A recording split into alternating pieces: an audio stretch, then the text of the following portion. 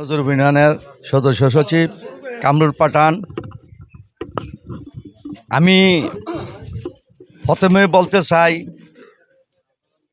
ভাই আপনি যে কমিটি স্থগিত ঘোষণা করছেন, আমি খোকন ভাইয়ের কাছে প্রথমে বলতে চাই, ভাই আপনি যে কমিটি স্থগিত ঘোষণা করছেন, কারণ প্রতিটা ইউনিয়নে কার ইন্ধনে এই গন্ডগোল, কার ইন্ধনে এই পরিস্থিতি, প্রতিটা ইউনিয়নের মধ্যে কে বা কারা এই ইন্ধনটা দিয়ে দিয়া কমিটিরে ধ্বংস করতেছে, তারে খুঁজা আগে আপনি খুঁজা বার করবেন।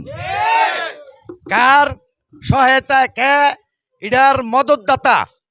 প্রতিটা ইউনিয়নের নজিরপুর না, করিমপুর না, চর্দগুলদি, আপনার মহিষাসুরা আর ইয়া বাইয়া শেষ করছে। কিন্তু আমরা এই 4টা ইউনিয়নের মধ্যে কার মদতে এই এই পরিস্থিতি তৈরি হয়েছে, এটা আপনার কাছে আপনি খুঁজে বার করবেন।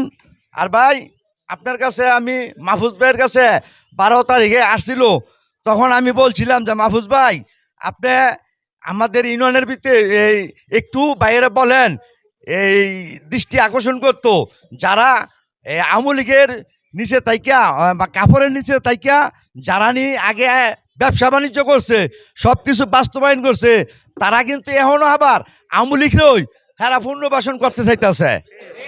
তো ভাইয়ের আপনি বলেন, যদি এই পথে হাঁটে তাইলে ডাকসু যেই পরিস্থিতি হয়েছে ঠিক সেম এই পরিস্থিতি হইব। তো ভাই আপনার কাছে আমার অনুরোধ, আপনি রাত্রে 1টা বা 2টা বাজে রিং দিয়ে বলেন যে আপনার খোকন ভাই আমি। ভাই ধন্যবাদ আপনারে। আপনার কাছে অনুরোধ করি আমি, আপনি আমাদের এই কমিটি খুব দূরত্ব বহলায়ন না, হয়তো আমাদের ইউনিয়নের ক্ষতিগ্রস্ত হয়ে যাব।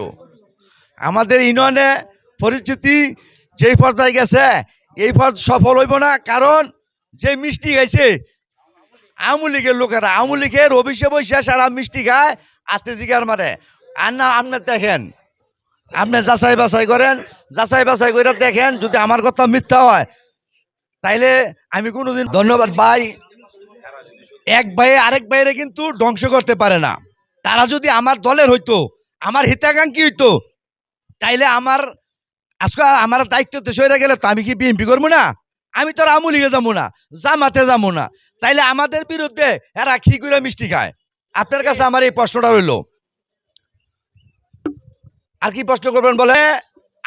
আমি সাধারণ সম্পাদক বাইরে বইলে গেছে, আমি সদস্য সচিব বইলেই আমি কাউকে দাওয়াত দেই নাই এই ইউনিয়নে। তারা আমার ইউনিয়নে হিতাকাঙ্ক্ষী, তারা নিজ দায়িত্বে আসছে, আর আমারে অনেক জ্বালা যন্ত্রণা করছে। কি আপনি বসে হয়েছেন কেন? আমরা সংবাদ সম্মেলন করবো। আপনি প্রশ্ন করতে পারেন সবার কাছে, আমি কাউকে দাওয়াত দেই নাই, তারা ইচ্ছাকৃতভাবে আসছে কিনা আপনি জিজ্ঞাসা করবেন। আর কোন কথা বলছিলেন?